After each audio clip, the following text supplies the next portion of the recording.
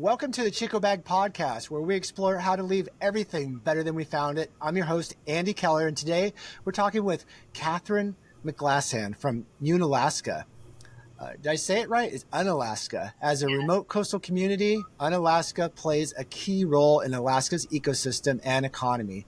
Katherine will share how the community is tackling environmental challenges, protecting marine resources, and leading local conservation efforts we all can learn from. So welcome, Katherine. Thank you, Andy. Appreciate this time with you. So I didn't know where Unalaska is located. Am I saying it right? Unalaska.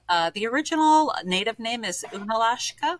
So throughout the years, they shortened it for pronunciation. So the native name is Unalaska, and now it's Unalaska. But a lot of people know it as Dutch Harbor, Alaska, with deadliest catch and World War II history. And a lot of people come here to find the rarest bird, the whiskered auklet. A lot of people come here because we're pretty much the remotest city on the Aleutian chain. But if you looked at our website, the beauty of the island is pretty amazing. Now, the island that you're on, I always remember from grade school the U.S. map, and it always had like Alaska as this kind of disembodied state with this little little tail coming off the side of it. That's where you're located, right? In the tail? Speckled dots off southwest of the Alaska state, and we're pretty much a little bit closer to the middle. Yeah. So it's a whole series of islands out there. It must be beautiful. It is quite amazing. A lot of people call it the Emerald Island of the Aleutians. Summertime is emerald green with these lush, beautiful wildflowers. We have plenty of sea life and birds that fly everywhere. So it is quite amazing. So who comes and visits? I understand tourism is a big part of the industry there. So who's coming to visit? It really, I think we had over 10,000 tourists and guests last year. We expect the same amount this year. Cruise ships is our big industry. The most cruise ships we had was 2 years ago. We had 20 cruise ships, and we have 17 this year. So we look forward to the cruise ships, the independent travelers. We have sailboats that come through. We have just independent boats that travel through. So it varies. People fly in. People work here quite a bit, and then they end up bringing their family. So we have a great variety. Our population is about 4,500 people, and then we have the same amount as transient workers because we have 3 major seafood processing plants, and they bring in their employees to work here. Wow. So, and you were saying the deadliest catch was filmed in that area. Mm-hmm. Yep. What kind of fish is it? Okay. So what kind of fish? They fish for king crab, apelio crab, barredeye, but majority of the boats are. Along with that is codfish, pollock, you name it. We have quite a variety that they fish for.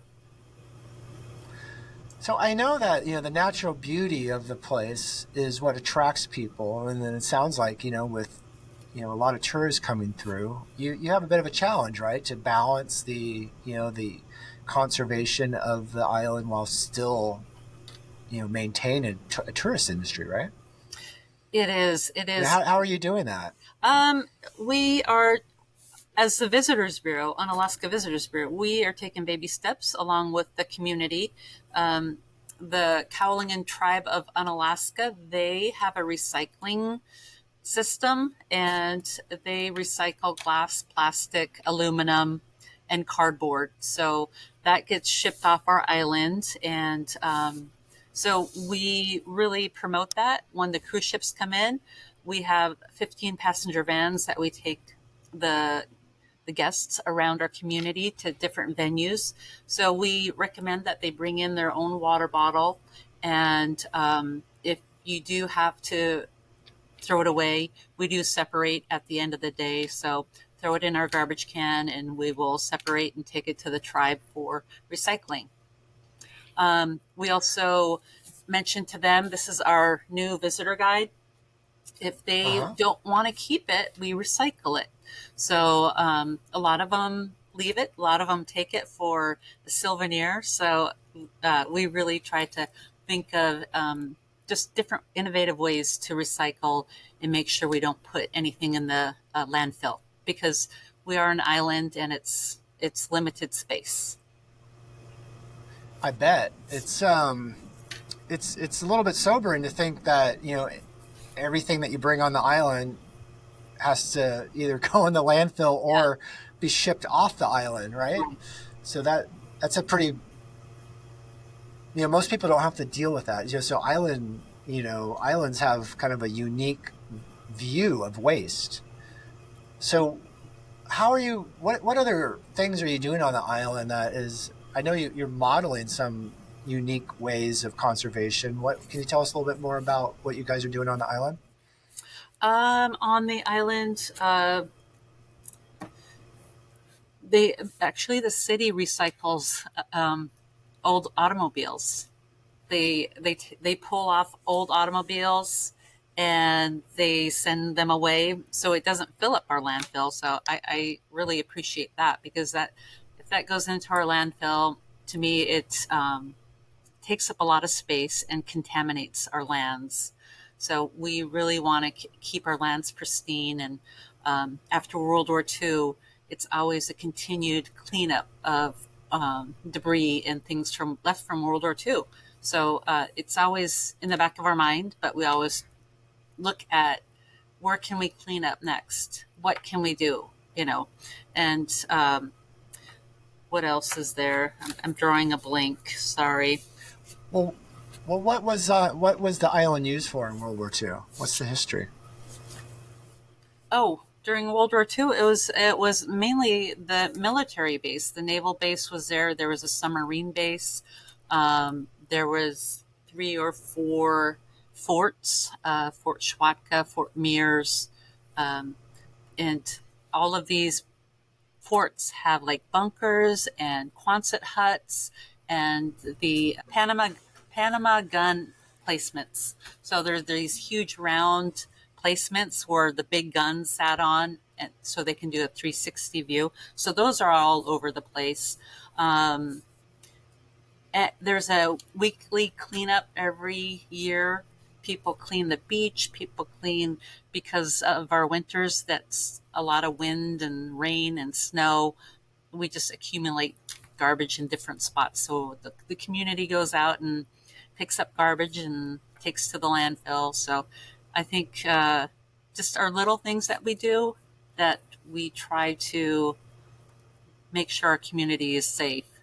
As far as fisheries goes, we use Alaska Fish and Game, NOAA, North Pacific Fisheries Management Council, and they all get together. There's usually observers on the fishing boats, and they get to select crab or fish and check their age. Are they male or female?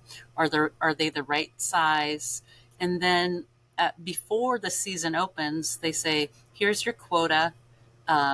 It may be more than last year, might be less. It depends on how many fish or crab they catch, how healthy they are, and how many they count. So it's really scientific. So I think that our fisheries is really monitored very well to make sure that we keep sustaining that amount. That's great. So through that management, it ensures that the population doesn't crash, from overfishing, which is important. Mm-hmm. We had king crab and apelio close about 2 years ago because it was a very small numbers, and they just wanted them to repopulate. And a lot of the scientists said that it was because of the water temperature was warming up, so the crab were actually moving. And so I'm not a scientist, but yeah, I kind of believe it, because if you've seen our weather, we had a lot of rain this winter and not a lot of snow. So, yeah.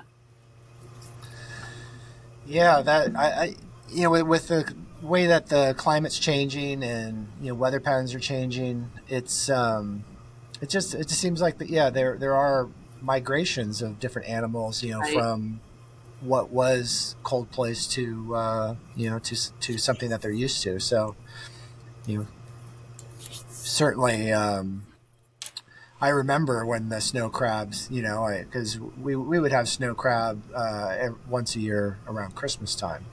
I don't know if that's like the traditional way to, that I guess it aligns with the season. But yeah, we were, okay, this year, so it's not happening. Yeah.